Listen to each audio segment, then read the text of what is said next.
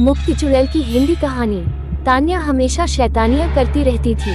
खेल कूद की शौकीन तान्या कभी इधर भागती कभी उधर भागती। बस उसे कोई पढ़ने को ना कहे, अगर किसी ने पढ़ने को कह दिया तो मानो उसकी जान ही मान ली हो। उसे पढ़ना बिल्कुल भी अच्छा नहीं लगता था।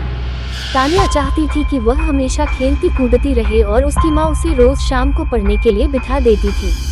एक दिन तान्या अपना सबसे पसंदीदा खेल खेल रही थी। जैसे ही उसकी माँ ने उसे पढ़ने को कहा वह बहुत ज्यादा गुस्सा हो गई। उसने सोचा कि अगर वह घर की सारी किताबें जला दे तो उसकी प्रॉब्लम हमेशा के लिए खत्म हो जाएगी। अगले दिन जब उसकी माँ घर पर नहीं थी, तान्या ने सारी किताबों में आग लगा दी। उस आग में एक लाल किताब भी थी। जैसे ही वह किताब जली, बिजली जोर जोर से गड़गड़ाने लगी, तेज हवाएं चलने लगी और अचानक से एक लपट बाहर निकली जो धीरे धीरे एक औरत का रूप लेने लगी। तान्या उसे देखकर बहुत ज्यादा डर गई। तभी अचानक वहां पर उसकी माँ आ गई और तान्या को एक थप्पड़ लगा दिया और तान्या की माँ तुरंत उसे पूजा वाले कमरे में ले गई। माँ ने तान्या को बताया कि जब वह लोग इस घर में आए थे तब कुछ लोग कहते थे कि इस घर में एक चुड़ैल का साया है, तो उन लोगों ने एक बड़े पुजारी को बुलाकर इस घर की पूजा कराई और उस पुजारी ने अपनी शक्ति से उस चुड़ैल के साये को इस किताब के अंदर कैद कर दिया और बोला कि कभी भी इस किताब को कोई हाथ न लगाए और अगर गलती से किसी ने इसे आग में डाल दिया तो यह चुड़ैल वापस आजाद हो जाएगी। तान्या ये बात सुनकर डर गई और बोली, माँ अब क्या करें?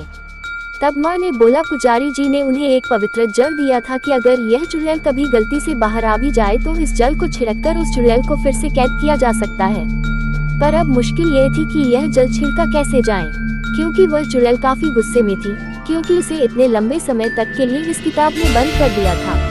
तभी अचानक वहाँ रोते बिलखते दो छोटे छोटे बच्चे आ गए और वह चुड़ैल उन बच्चों के पास शांति से खड़ी थी।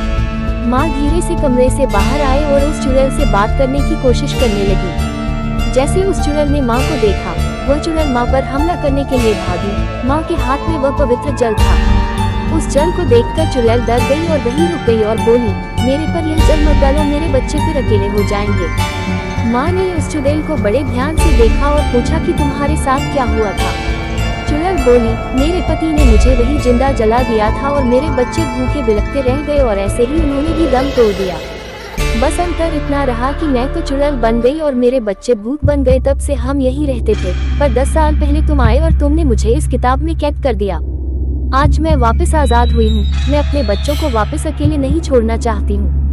माँ सोचने लगी कि अगर यह चुड़ैल ऐसे ही रही और लोगों को नुकसान पहुँचाएगी। तभी चुड़ैल बोली कि तुम हम पर जल मत डालो, हमें मुक्ति दिला दो। माँ ने पूछा कि मैं तुम्हें मुक्ति कैसे दिला सकती हूँ? चुड़ैल बोली कि तुम इस घर के पीछे वाले नीम के पेड़ के नीचे एक हवन कराओ और मेरे बच्चों की आत्मा की मुक्ति के लिए प्रार्थना करो।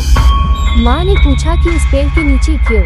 चुड़ैल बोली कि मेरे पति ने मुझे यही जलाया था और अगर कोई उस पेड़ के नीचे हवन करता है और मेरे बच्चों की मुक्ति की प्रार्थना करता है तो हमें मुक्ति मिल सकती है। अगले दिन तान्या की माँ ने वहाँ पर एक छोटा सा हवन कराया, जिसमें उन लोगों ने उस चुड़ैल और उसके बच्चों की मुक्ति के लिए प्रार्थना करी। इससे उस चुड़ैल और उसके बच्चों को मुक्ति मिल गई और वह हमेशा के लिए वहाँ से चले गए। और तान्या को भी यह बात समझ आ गई कि हमें ऐसी सारी किताबें नहीं जलानी चाहिए और हमें पढ़ना भी चाहिए, जिससे हम अच्छे और समझदार इंसान बन सके। कोई इंसान जन्म से बुरा नहीं होता, हालात उसे बुरा बना देते हैं। उसे अपने आप को सुधारने का मौका देना चाहिए।